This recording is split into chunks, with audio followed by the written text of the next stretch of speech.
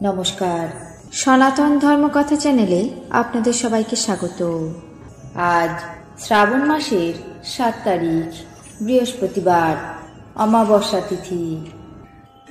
মহাভারতের আদি পর্বের 108তম অধ্যায়ে মান্ডব্য অভিশাপে যমরাজের বিদুর রূপে জন্ম পর্ব শুরু করব।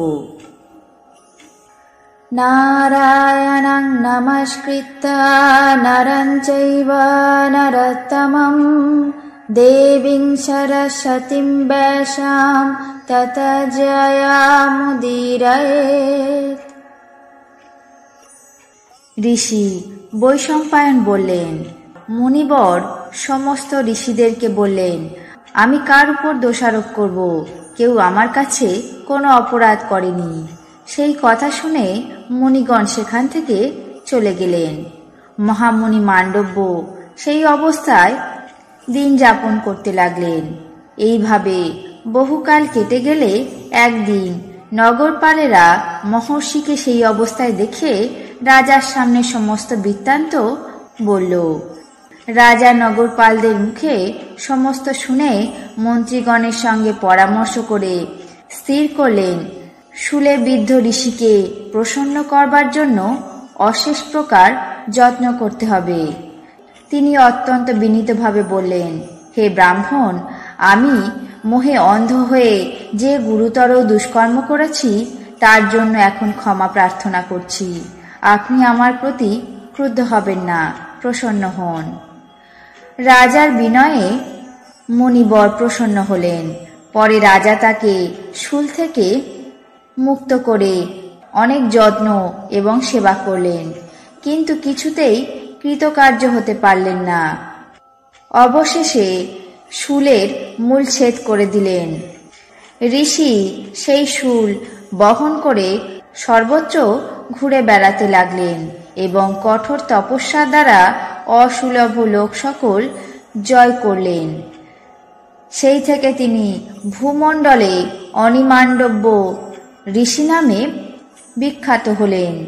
একদিন তিনি যমের ভবনে গিয়ে সিংহাসনে উপবিষ্ট ধর্মরাজকে তিরস্কার করে বললেন, হে ধর্ম, আমি যে পাতকের ফল ভোগ করেছি এ কোন দুষ্কর্মের পরিণাম তা শীঘ্রই বলো।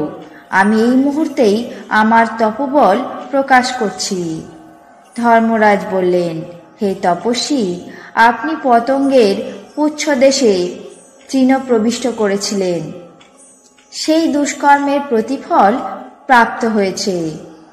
অনিমান্ডব্য ঋষি বললেন, ধর্মরাজ, তুমি আমার লঘু পাপে গুরুদণ্ড দিলে। এই জন্য তোমাকে মানুষ হয়ে শূদ্র যোনিতে জন্ম নিতে হবে।